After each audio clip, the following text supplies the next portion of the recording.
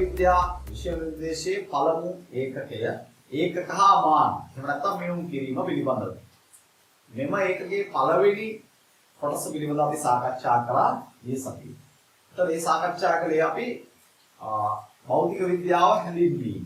ඒ වගේම භෞතික විද්‍යාව මොන ශේෂ්ත්‍රවලද අපි යොදාගන්නේ. ඒ වගේම විද්‍යාත්මක ක්‍රමය සහ මූලික පියවරයන්. ඊළඟට අපි කතා කළා මිනුම් කිරීමේ අවශ්‍යතාවය.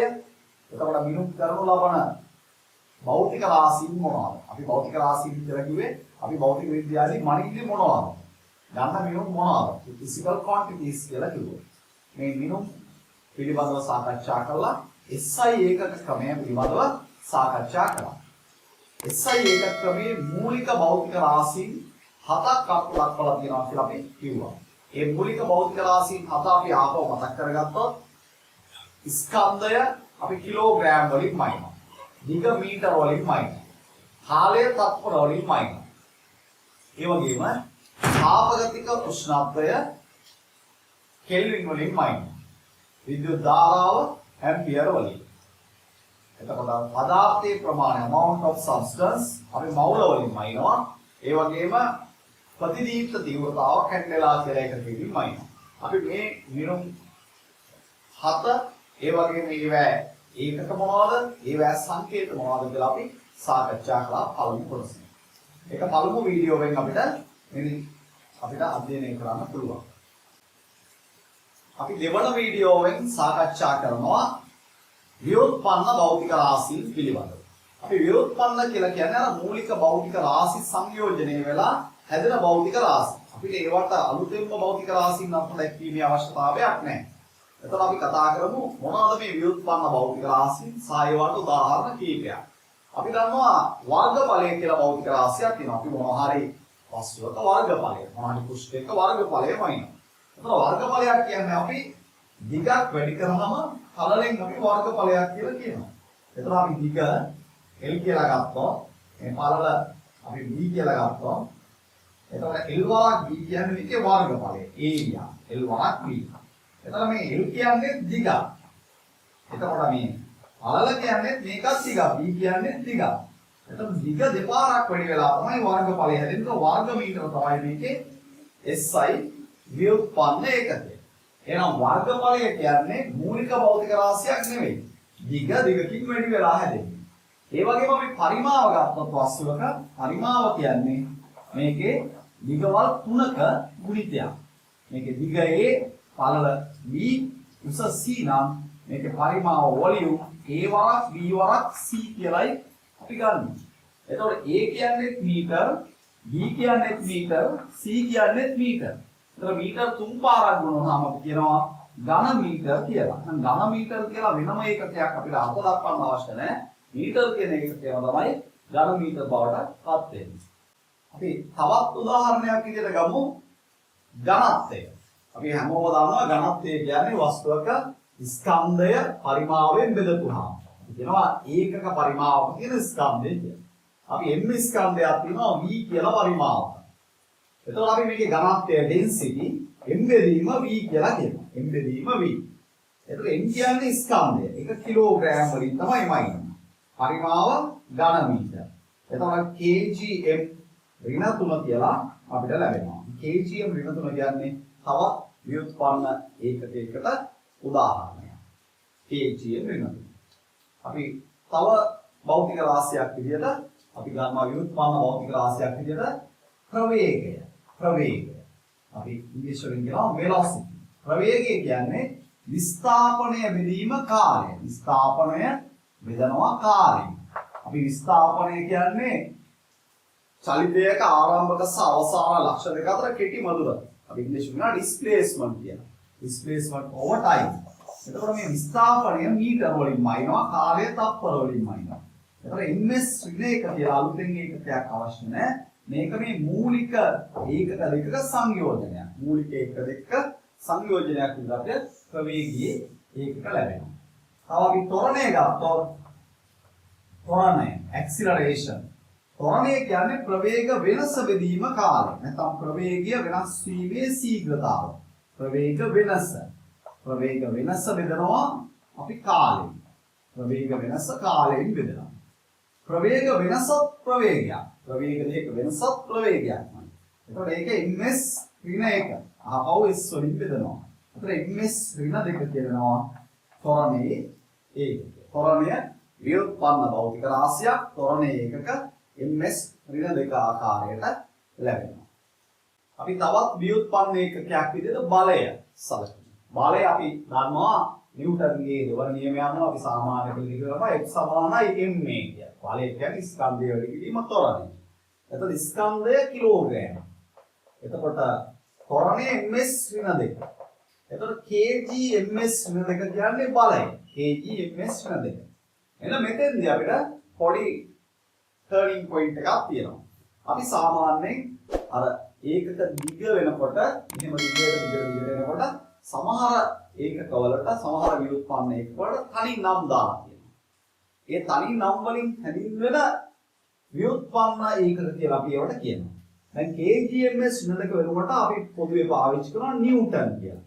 නිව්ටන්ට ගරු කිරීමක් වශයෙන් කැපිටල් වෙනකොට තමයි දා නිව්ටන්ගේ නම තමයි මේ නමෙන් මුල්ලක්ව තමයි දාලා තියෙන්නේ නිව්ටන් කියලා. ඒතකොට අපි විද්‍යාඥයෙකුගේ නමක් දෙන වෙලාවට කැපිටල් ලකුණක් තමයි එන්නේ. ඒතකොට නිව්ටන් කියන්නේ ගොඩක් වෙලාවට දැක්කම හිතෙන්න පුළුවන් මූලික ඒකකයක් කියලා. එහෙම නැහැ නිව්ටන් කියන්නේ SI ව්‍යුත්පන්න ඒකකයක්. හැබැයි මේ kgms ඍණ 2 වෙනකොට යොදන තව නමක් තමයි නිව්ටන් කියලා කියන්නේ. ඒතකොට නිව්ටන් SI ව්‍යුත්පන්න ඒකකයක් විදිහට සලකන්න ඕන. ඊට පස්සේ අපි තව එකක් ගමු පීඩනය ප්‍රෙෂර්. පීඩනය කියන්නේ බලය බෙදීම වර්ගඵලය. අපි අර්ථ දක්වනවා ඒකක වර්ගඵලයක් මත යෙදෙන බලය අභිලම්බ බලය. ඒකක වර්ගඵලයක් මත යෙදෙන අභිලම්බ බලය. ඒකක වර්ගඵලයකට ලම්බ යෙදෙන බලය. දැන් මෙහෙම වර්ගඵලයක් තියෙනවා ඒ කියනවා. ඒ කියන වර්ගඵලයට එක් බලයක් යෙදෙනවා කෙලින් ලම්බ.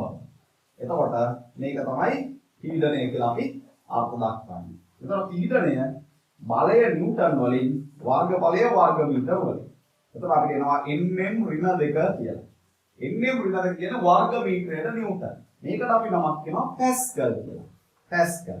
Capital P simple A Pascal. Pascal කියන්නේ තනි නමකින් හැදින්වෙන ව්‍යුත්පන්න ඒකකයක්. පැස්කල්. තව අපි ගලුවොත් කාර්ය. කාර්යවත් ශක්තිය. කාර්ය කියන්නේ වර්ක්. බලය වැඩි කිරීම විස්ථාපනය කියලා අපි කාර්ය අර්ථ දක්වනවා. ඒ බලයක් අර්ථේ x කියලා විස්ථාපනයක් චලිත වුණොත් වස්තුවක් එතෙන්දි කරන කාර්ය බලය වැඩි කිරීම විස්ථාපනය. එතන බලය අපි නිව්ටන් වලින් මයින්නවා. විස්ථාපනය මීටර වලින් මයින්නවා. එතකොට nm කියලා කියන්නේ නිව්ටන් මීටර. එහෙනම් කාර්යයට අපිට කියන්න පුළුවන් නිව්ටන් මීටර කියලා. කාර්ය කියන්නේ ශක්තියක්. ශක්තිය කියන්නේ කාර්ය කිරීමට හැකියාව. එතකොට නිව්ටන් මීටර වලට දානවා නම ජූල් කියලා. නිව්ටන් මීටර කියන්නේ ජූල්. එතකොට කාර්ය ජූල් වලින් මයින්නවා. එතකොට ජූල් කියන්නේ SI ව්‍යුත්පන්න ඒකකයක්. හැබැයි ඒක තනි නමකින් හැදින්වෙන SI ව්‍යුත්පන්න ඒකකයක්. තව අපි ගත්ත හැකි ශ්‍රමතාවය. අපි ඉංග්‍රීසියෙන් කියනවා power කියලා. power කියන්නේ කාර්ය කිරීමේ ශීඝ්‍රතාවය. ශ්‍රමතාවය කියන්නේ කාර්ය බෙදනවා ඒ කාර්ය කරන්න ගත වෙච්ච කාලය. එතකොට ඉන්නේ ශ්‍රමතාවය. කාර්ය අපි මයින්නේ ජූල් වලින්. එතකොට කාලය තප්පර වලින්. එතකොට JS ඍණ 1 තප්පරයට ජූල්. මේක අපි වොට් කියලා සංකේත කරනවා. එතකොට මෙන්න මේ වගේ ගොඩ නැගෙන භෞතික රාශි සහ ඒවායේ ඒකක ව්‍යුත්පන්න භෞතික රාශි සහ ඒකක කියලා අපි හඳුන්වනවා. එතකොට අපි දැනගන්න ඕනේ මූලික භෞතික රාශි 7ක් තියෙනවා. මේ මූලික භෞතික රාශි සංයෝජනය වෙලා හැදෙන ඒවා ව්‍යුත්පන්න භෞතික රාශි කියලා අපි අර්ථ දක්වනවා. මේ ව්‍යුත්පන්න භෞතික රාශි ගොඩක් තියෙනවා. මේ අපි කතා කරේ අර යාන්ත්‍ර විද්‍යාව කියන කොටසට අදාළ වෙන දේවල් පමණයි. අපි තව ඕනනම් වෙනස්තර මූලික භෞතික රාශි වල වෙනත් අවස්ථාත් මේ උදාහරණ විදිහට කීපයක් අරන් බලන්න පුළුවන්. අපි මේ උදාහරණ කීපයක් සලකලා බලමු ඊළඟට. තවත් වෙනත් භෞතික රාශි කීපයක් භාවිතා කරලා අපි බලමු කොහොමද අර්ථ දක්වන්නේ කියලා ව්‍යුත්පන්න භෞතික රාශි. උදාහරණ කීපයක්. අපි විද්‍යුත්යේදී කතා කරනවා මෙහෙම කම්බියක් තුලින් ධාරාවක් ගන්නවා. මේ කම්බිය හරස් කළ වර්ගඵලය A. හරස්කර වර්ගඵලයේ a වන කම්බියකින් I ධාරාවක් ගන්නවා. I කියලා දානවා. අපි ධාරා ඝනත්වය කියලා අර්ථ දක්වනවා. ධාරා ඝනත්වය. ධාරා ඝනත්වය. ධාරා ඝනත්වය කියන ළමයි ඒකක වර්ගඵලයක් තුලින් ගන්න ධාරාව. ඒකක වර්ගඵලයක් තුලින් ගන්න ධාරාව. ධාරාව වයින්නේ ඇම්පියර් වලින්. දැන් මේ අපි දාන සංකේතයයි ඒකකේ දාන සංකේතයයි එක සමාන වන අවස්ථා තියෙනවා. කපුලවා ගන්න එපා. ඒකක වර්ගඵලයක් තුලින් ගලන ධාරාව කිව්වහම අපි I කියන්නේ ධාරාව වර්ගඵලයේ වර්ග මීටර. එතකොට AM ඍණ 2 වර්ග මීටරයට ඇම්පියර්. එතකොට මේක වර්ග මීටරයට ඇම්පියර් කියන්නේ ව්‍යුත්පන්න ඒකකය. ධාරා ඝනත්වය සඳහා වන ඒකකය. ඒ වගේම අපි විශිෂ්ට තාපධාරිතාව අර්ථ දක්වනවා.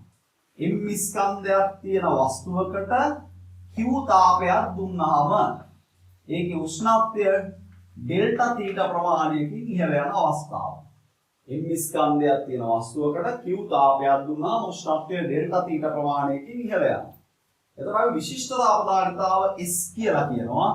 Specific heat capacity. C කියලා සාමාන්‍ය සමහර කට්ටිය කතා කරනවා.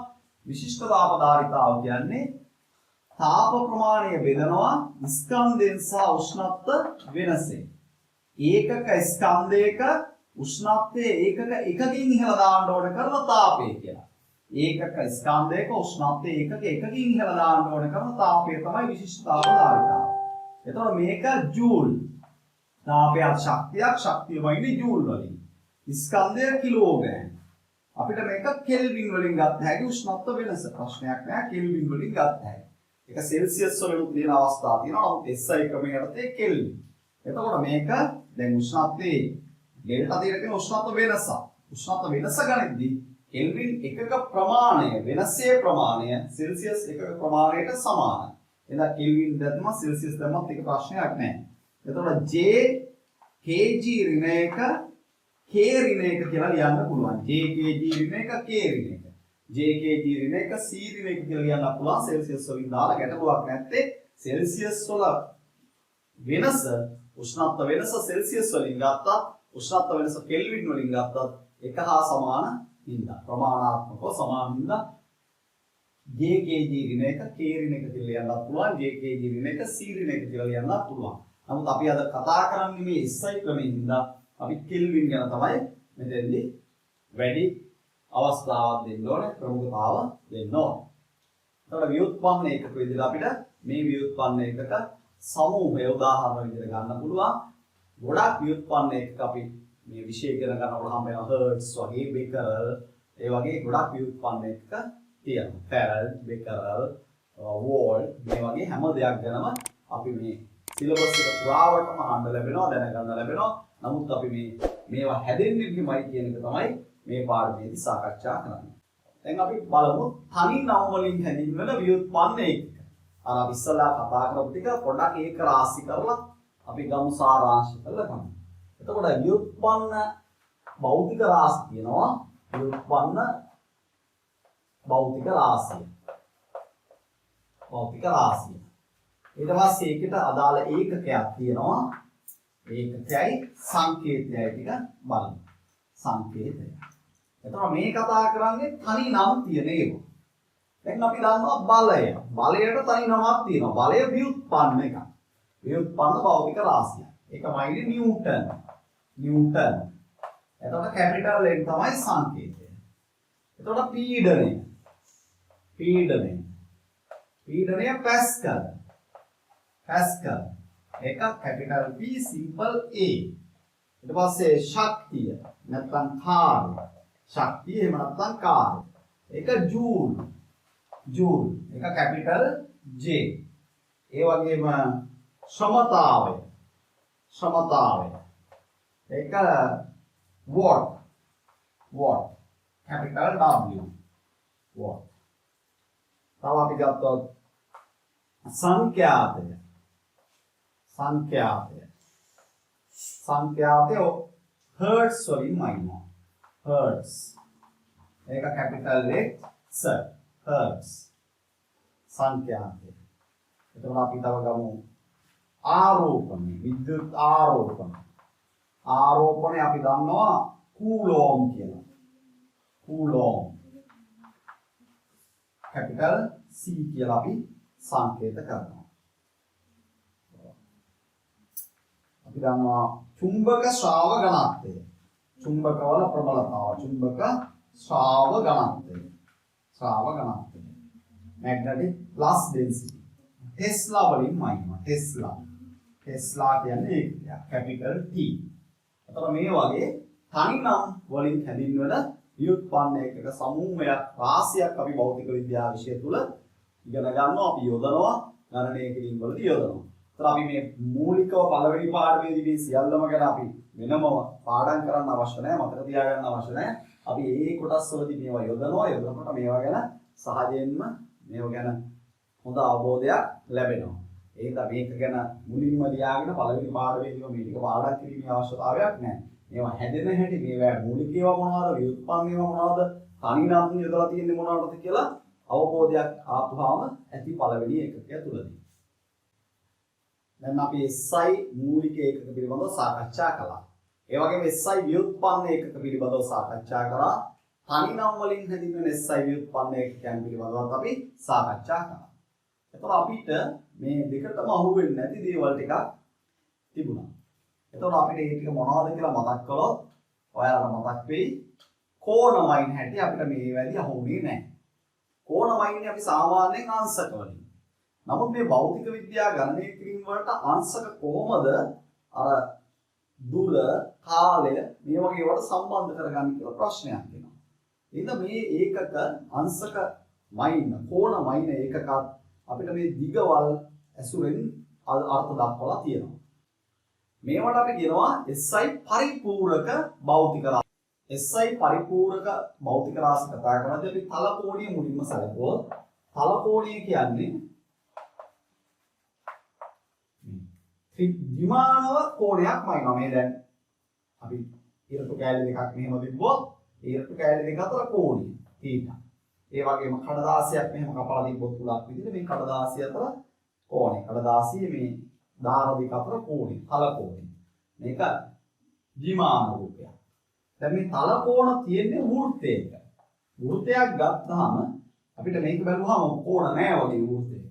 වෘත්තයක් ඇදලා තියෙන්නේ තල කෝණ අනන්ත සංඛ්‍යාවකින්. දැන් මෙතන ඉඳලා මෙහෙම කැපුවොත් එහෙම කෝණ විදිහට වෘත්තය කැපුවොත් කේන්ද්‍රේ ඉඳලා මේ වගේ එක සයිස් වලට කපලා එක සයිස් කෝණ මේකෙන් හදාගන්න පුළුවන්. එතකොට වෘත්තයේ ඇතුලේ වෘත්තයේ කේන්ද්‍රේ ඉඳලා සලකනකොට මේ වගේ කෝණ අනන්ත සංඛ්‍යාවක් එක ප්‍රමාණයව කපලා ගන්න පුළුවන්. එහෙනම් වෘත්තයක් සම්පූර්ණ වෙලා තියෙන්නේ මේ කෝණ සමූහයකින්. වෘත්තයක වටේට තියෙන කෝණය අපි අංශක 360යි කියලා ගන්නෙ තල කෝණය. මේක තමයි අපි තල කෝණය කියලා කියන්නේ. ඝන කෝණය කියලා කියන්නේ මේ වගේ අදහසක්. ඝන කෝණය. ඝන කෝණය කියලා කියන්නේ අපි මේ පැන්සලක් වගේ එකක් මුල් කරාම නැත්නම් කේතුවක් වගේ එක මෙන්න මෙහෙම තියෙන කෝණය මෙන්න මේ වගේ කෝණයක් තියෙනවා. මේ කෝණය ත්‍රිමානයි. මේක හැම පැත්තක්ම තියෙන කෝණයක්. මෙන්න මේ කෝණයට අපි කියනවා ඝන කෝණය කියලා. solid දැන් උල් ගතිය. ඝන කෝණය කියලා කියනවා. දැන් මෙහෙම මේ උල අඩු නම් මෙහෙමනේ තියෙන උල අඩු නම් මෙහෙම. එතකොට මේක ටිකක් මොටයි වගේ උල. අන්න ඒ වගේ ඝන කෝණය. මේ ලොකු ඝන කෝණය. මේ පුංචි ඝන කෝණය. ඝන කෝණය කියන්නේ මෙහෙම අදහසක් එන්නේ. ඝන කෝණයක් කපන්නේ ගෝලයකින්. දැන් උදාහරණයක් විදිහට අපි කොමඩු ගෙඩියක් හිතමුකෝ. කොමඩු ගෙඩියක් අරගෙන කොමඩු ගෙඩියේ මෙහෙම රවුමක් අඳිනවා. එළිය පුස්තේ පොත්තේ රවුමක් අඳිනවා. ඇඳලා ඒ රවුම ඉඳලා ඒ රවුම මෙහෙම කපලා රවුම මොකේකින් හරි බ්ලේඩ් එකකින් හරි රවුම ඉඳලා මේ කොමඩු ගෙඩියේ කේන්ද්‍රයේ පැත්තට හාරලා කෑල්ලක් අයින් කරනවා. එතකොට ඒ අයින් වෙන කෑල්ල මෙහෙම එකක් නෙවෙයි. අයින් වෙන කෑල්ල මෙන්න මේ වගේ හේතුවක් වගේ එකක් වෙනවා. එතකොට ඒකේ තියෙන කෝණය තියෙන උල ඒක තමයි ඝන කෝණය කියලා කියන්නේ. solid angle එක කියලා කියන්නේ. එතකොට ඝන කෝණයක් හැදෙන්නේ ගෝලයකින්. එතකොට ගෝලයකුත් මේ එක size ඝන කෝණ අනන්ත සංඛ්‍යාවක් කපලා වෙන් කරන්න පුළුවන් size ප්‍රමාණ වෙනස් ප්‍රමාණ වලට කපා ගන්න පුළුවන්. එතකොට මේ ඝන කෝණය හැදෙන්නේ ගෝලයකින් ගෝලාකාර ලක්ෂ්‍ය වටා ගෝලාකාර ප්‍රදේශයක තල කෝණය හැදෙන්නේ වෘත්තයක කේන්ද්‍රය වටා තියෙන වෘත්තාකාර ප්‍රදේශ තුල. ඒකේ යම් කොටසක් ගත්තාම අපි තල කෝණයක් කියලා කියනවා. මේකේ යම් කොටසක් ගත්තාම ඝන කෝණයක් කියලා කියනවා. සම්පූර්ණ ඝන කෝණය වෘත්තයකට සමානයි. සම්පූර්ණ ගෝලයකට සමානයි. සම්පූර්ණ තල කෝණය වෘත්තයකට සමානයි. right. අපි බලමු තල කෝණය මයින්නේ කොහොමද කියලා. තල කෝණය මයින්න අපි අර්ථ දක්වනවා රේඩියන් කියලා එකක්. රේඩියන් එකක් කියන්නේ මෙන්න මෙහෙමයි. දැන් වෘත්තයක් තියෙනවා. වෘත්තයක අරය R. වෘත්තයේ මෙන්න මෙහෙම අරයට සමාන චාප දිගක් තෝරනවා. අපි කව කටුව තියලා මේ වෘත්තයේ කේන්ද්‍රය ඉඳලා මෙතෙන්ට දුර කව කටුවෙන්ම මයින්නවා. නැනලා මෙතනින් ඉරක් ගහලා මෙතන කැපෙන තැන ඉඳලා කව කටුවේ තුඩ තියලා මේ පැත්තෙන් අර අරයට සමාන දිග තෝරලා මෙතනින් ගහනවා ඉරක්. එතකොට මෙන්න මෙහෙම කෝණයක් හැදෙනවනේ. මෙන්න මේ කෝණය 1 රේඩියන්ට සමානයි. මේ කෝණය රේඩියන් 1. එතකොට අපි අර්ථ දක්වනවා වෘත්තයක අරයට සමාන චාප දිගක්. කේන්ද්‍රය ආපාතනය කරන කෝණය රේඩියන් 1යි කියලා. වෘත්තයක අරය වගේ චාප දිගක් ගත්තාම මේක Radeon 1යි. arc length equals to radius. එතකොට ඒක තමයි මෙතන අපි ගන්නෙ රේඩියන් එකක් කියලා. එතකොට වෘත්තයක් ගත්තාම වෘත්තයේ යම් කිසි චාප දිගක් තෝරගත්තම S කියලා චාප දිගක් අපි තීරුවක් කියලා හිතන්නකො S කියලා චාප දිගක් තෝරනවා. එතන තියෙන රේඩියන් ගාන හොයන්න ඕන නම් අපි කරන්නේ කෝණය θ රේඩියන්. S කියන්නේ චාප දිග. මේ S චාප දිග තුල අරයට සමාන කෑලි කීයක් තියෙද කියලා බලන්න S බෙදනවා R වලින්. S R වලින් බෙදුවා වෙන්නේ අරයට සමාන චාප දිගවල කීයක් තියෙද කියලා. වෘත්තයක අරයට සමාන චාප දිගවල කීයක් තියෙද කියන එක තමයි රේඩියන් කොච්චරද කියලා එන්නේ. එහෙනම් රේඩියන් θ කියන්නේ S බෙදීම චාප දිග අරයෙන් බෙදුවාම රේඩියන් θ කියලා අපිට ලැබෙනවා. එහෙනම් අර්ථ දැක්වීම තමයි රේඩියන් එක කියන්නේ. වෘත්තයක අරයට සමාන චාප දිග කේන්ද්‍රය ඇති කරන කෝණය 1 රේඩියන්. දැන් මේක බලුවාම ඊට කියන්නේ අරයක් R චාප දිගක් දාන්න R ගෙන් බෙදුවාම 1යි. ඒකට θ කියන්නේ 1 රේඩියන්. රේඩියන් 1 අර්ථ දක්වන්නේ එහෙමයි. එහෙනම් ඕනෑම චාප දිගක් දීලා තියෙන වෙලාවක චාප දිග අරෙන් බෙදුවාම රේඩියන් 1යි. අපි රේඩියන් 1යි අංශකයයි අතර සම්බන්ධය බලමු. රේඩියන් අංශක වලට අංශක රේඩියන් වලට පරිවර්තනය කරගන්න අපි දැනගන්න ඕන. දැන් වෘත්තයක් ගත්තාම වෘත්තයේ අරය R නම් වෘත්තයේ සම්පූර්ණ වටේම තියෙනවා අංශක 360ක්. වෘත්තයක සම්පූර්ණ වටේම අංශක 360ක් තියෙනවා. ඒ වගේම සම්පූර්ණ චාප දිග මෙතනින් පටන් අරගෙන ආපහු මෙතෙන්ට වෙනකල්ම තියෙන චාප දිග S කියලා කියන්නේ 2πr. වෘත්තයක වටේ දිග 2πr. එහෙනම් මේකට අර්ථ දැක්වීම දැම්මොත් රේඩියන් θ කියන්නේ S බෙදීම R. එහෙනම් රේඩියන් θ කියන්නේ S කියන්නේ 2πr. වටේ දිග 2πr. අරය R. එහෙනම් මෙතන R කැපුණාම θ කියන්නේ 2π රේඩියන්. එහෙනම් වෘත්තයේ රවුම වටේට රේඩියන් තියෙන්නේ 2π. වෘත්තයේ රවුම වටේටම රේඩියන් 2π. එහෙනම් අපිට හොඳ සම්බන්ධයක් ගන්න පුළුවන්. රේඩියන් 2π කියන්නේ අංශක 360ක්. රේඩියන් 2π කියන්නේ අංශක 360ක්. එහෙනම් දෙවරක් 1යි දෙවරක් 180යි. එහෙනම් රේඩියන් 5 කියන්නේ අංශක 180යි. ඒ වගේම 5 බෙදීම දෙකක් කියන්නේ 182කින් බෙදිච්චාම 90යි. එහෙනම් 5 බෙදීම 4ක් කියන්නේ අංශක 45යි. මෙතනින් ගත්තොත් මේක 3න් බෙදුනහම 5 බෙදීම 3. 183න් බෙදුනහම 60යි.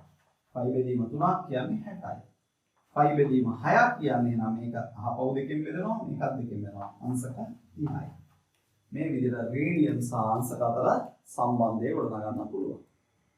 අංශක සහ රේඩියන් අතර සම්බන්ධය තවත් වැඩිපුර අපි ඉගෙන ගත්තොත් දැන් අපි දන්නවා අංශක 360ක් කියන්නේ හැම වෙලේම රේඩියන් 2π.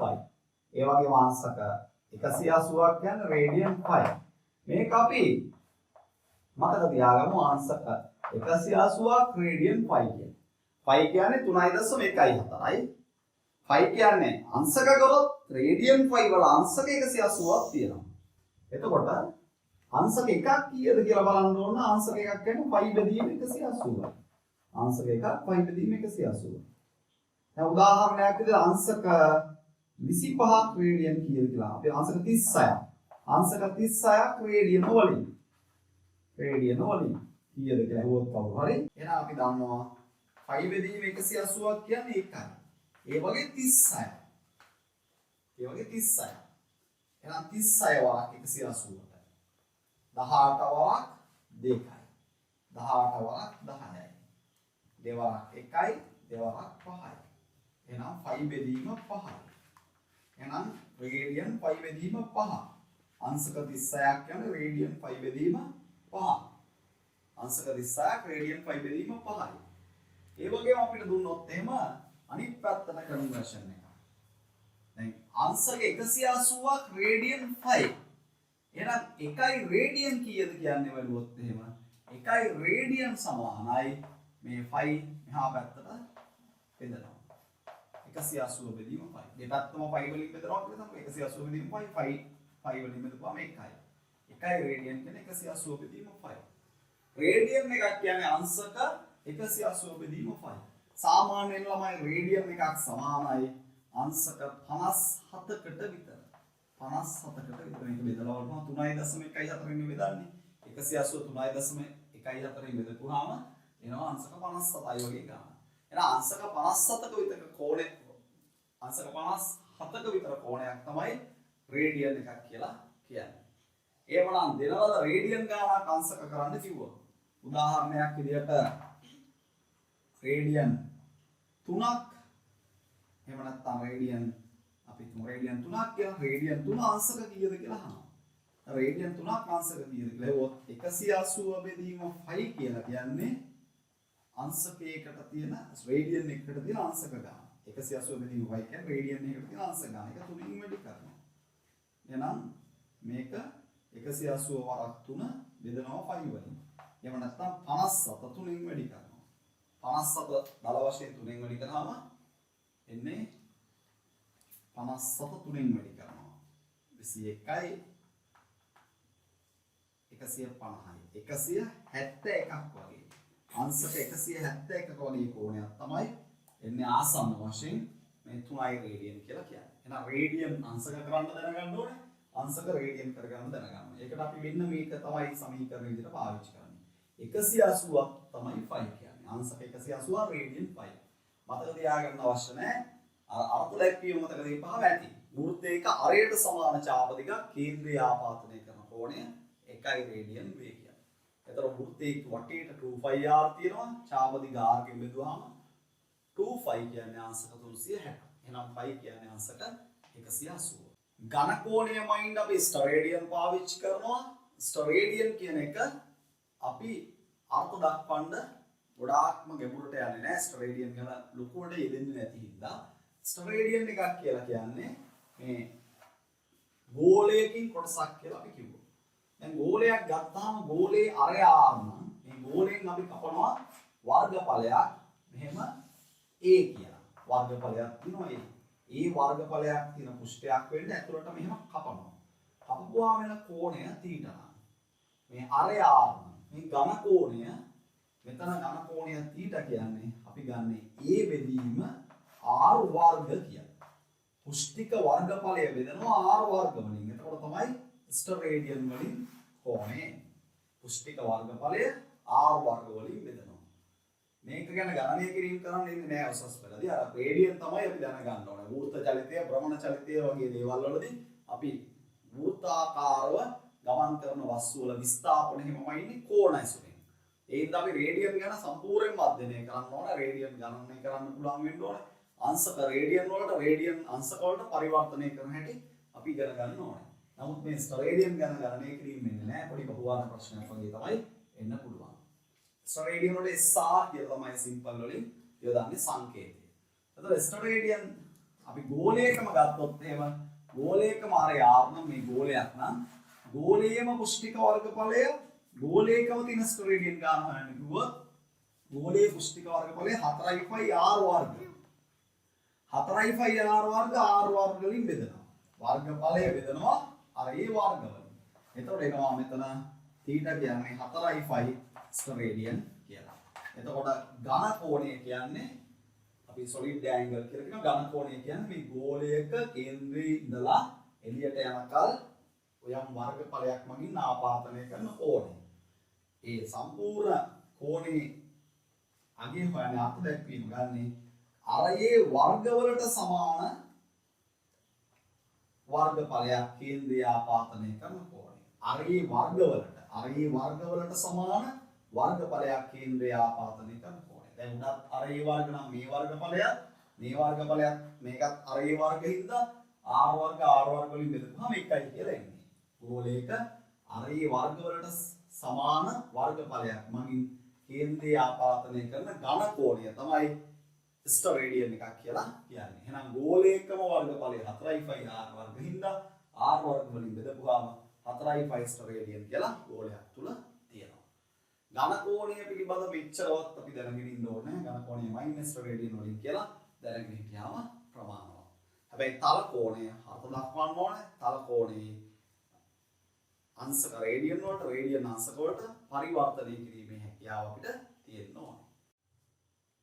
අවසාන වශයෙන් මේ ඒකක පිළිබඳව සාකච්ඡා කරද්දී ඒකක නැති භෞතික රාශීන් තියෙනවා. ඒකක නැති ඒවා.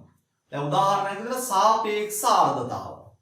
යම් පරිසරයක පවතින ජල වාෂ්ප ප්‍රමාණය ඒ පරිසරය සන්තුෂ්ත වෙන්න ඒක පිරෙන්න ඕන කරන ජල වාෂ්ප ස්කන්ධයේ ප්‍රතිශතයක් ලෙස ඉදිරිපත් කරනවා මේ සාපේක්ෂ ආර්ද්‍රතාව කියලා කියනවා. relative humidity. ජල වාෂ්ප ප්‍රමාණය පිළිබඳ විනුම. දැන් AC මැෂින් එකකින් එහෙම මේ සාපේක්ෂ ආර්ද්‍රතාව කන්ට්‍රෝල් කරනවා. ආර්ද්‍රතාව කන්ට්‍රෝල් කරනවා. සාපේක්ෂ ආර්ද්‍රතාව කියන්නේ දැන් උදාහරණයක් විදිහට මේ යම් විඩක මිනිස්සු 100කට ඉන්න පුළුවන්. එතන ඉන්නේ 60 දෙනා. ඉතින් 100ක් ඉන්න පුළුවන් තරක 60ක් ඉන්නවා නම් 100ට 60යි පිරලා තියෙන්නේ. මේක තමයි ඇත්තටම සාපේක්ෂ ආර්ද්‍රතාව කියලා කියන්නේ. යම් පරිසරයක පවතින තියෙන පුළුවන් ජල වාෂ්ප ප්‍රමාණය මෙච්චරයි. නමුත් ඒකේ දැනට ඉන්නේ මෙච්චරයි කියන එක ප්‍රතිශතයක් විදිහට ඉදිරිපත් කරාම ඒකට කියන්නේ සාපේක්ෂ ආර්ද්‍රතාව කියලා. ඇත්තටම ඉතින් ඒකට ඒකක තියෙන විදියක් නැහැ. මේක ග්‍රෑම් නම් මේකත් ග්‍රෑම් කැපිලා යනවා 100ට කියලා ඉන්නේ ප්‍රතිශතයක් විතරයි. ඒකට ඒකක නැහැ. ප්‍රතිශතයක් කියන්නේ ඒකකයක් නෙවෙයි. අන්න ඒ වගේ ඒකක නැති භෞතික රාශි තියෙනවා. තව සාපේක්ෂ ඝනත්වය. සාපේක්ෂ ඝනත්වය. දැන් මොනවා හරි ද්‍රව්‍යයක ඝනත්වය. දැන් රසදියේ ඝනත්වය 13600යි kgm ඍණ 3 කියලා අපි දානවා. රසදිය වල ඝනත්වය. ජලයේ ඝනත්වය 1000යි. යම් ද්‍රව්‍යයක ඝනත්වය ජලයේ ඝනත්වයට දාන අනුපාතයට අපි කියනවා සාපේක්ෂ ඝනත්වය. relative density. තව මේකට නමක් කියනවා විශිෂ්ට ගුරුත්වය කියලා. specific gravity කියලා කියනවා. විශිෂ්ට ගුරුත්වය.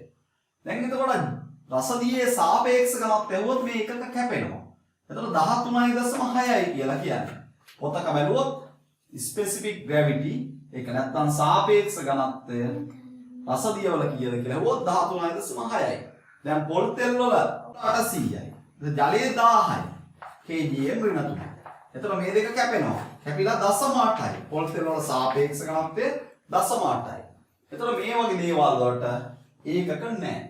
දැන් උදාහරණයකට වර්තනාංකය. වර්තනාංකය n සමානයි sin i බෙදීම sin r කියනවා.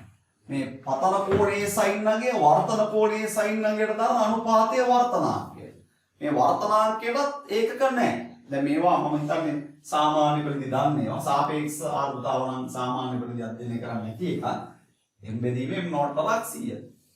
යම් පරිසරයක පවතින ජල වාෂ්ප ස්කන්ධ ඒක සන්තුෂ්ත වෙන්න ඕන කරන ස්කන්ධයට දාන අනුපාතය. ප්‍රතිශතයක් විදිහට ඉදිරිපත් කරනවා. ඒතර ඒකට ඒකක නැහැ.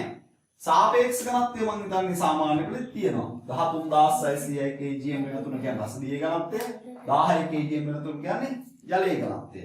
යම් ද්‍රව්‍යයක ඝනත්වය ජලයේ ඝනත්වයට දාන අනුපාතය තමයි සාපේක්ෂ ඝනත්වය කියලා කියන්නේ. එතකොට ඒකට ඒකක නැහැ. ඒ වගේම වර්තනාංකයට ඒකක නැහැ. ඒකක නොමැති භෞතික රාශීනුත් අපි හඳුනා ගන්න ඕනේ. එහෙනම් අපිට ඒකක පිළිබඳව කතා කරනකොට මූලික භෞතික රාශි සහ ඒවායේ ඒකක තියෙනවා. ව්‍යුත්පන්න භෞතික රාශි සහ ඒවායේ ඒකක තියෙනවා. එතනින් තනි නම් වලින් හැඳින්වෙන භෞතික රාශි සහ ඒවට ඒකක තියෙනවා. ඒ වගේම පරිපූර්ණක භෞතික රාශීන් දෙකක් තියෙනවා. ඒවට ඒකක තියෙනවා. ඒ වගේම ඒකක නැති භෞතික රාශීන් තියෙනවා. මේ පිළිබඳව හොඳින් අධ්‍යයනය කරලා ඊළඟ කොටසේදී අපි සාකච්ඡා කරනවා ඒකකවල ගුණාකාර උපගුණාකාර පරිවර්තනය කරලා ගැටලු විසඳන හැටි. ඒකක පරිවර්තනය කරන ආකාරය. ගුණාකාර උපගුණාකාර ඇසුරෙන් ඒකක පරිවර්තනය කරන ආකාරය. අපේ මේ වීඩියෝ සීරීස් එක දිගින් දිගට බලාගෙන මේක කරගෙන යන්න. එතකොට ගුරුවරයෙක් නැති වුණත් උසස් පෙළ භෞතික විද්‍යාව සරලව අවබෝධ කරගැනීමේ හැකියාව තියෙනවා. මේ දාලා තියෙන නම්බර්ස් වලට කෝල් කරොත් WhatsApp කළොත් අපි මේවට අදාළ නිබන්ධන එවන්න පුළුවන් PDF විදිහට. එතකොට ඒ වැටරෝ ටික විශ්ලේෂණය මේක තනියෙන් කරගෙන යන්න යම් කිසි ළමයෙකුට පන්ති යන අවස්ථාවක් තියෙනවා නම් තනියෙන් කරගෙන යන්න අවස්ථාව තියෙනවා. මම මේ වීඩියෝ සීරීස් එක මේ විෂය නිර්දේශය අවසන් වන තුරුම කරන්න බලාපොරොත්තු වෙනවා. සියලුම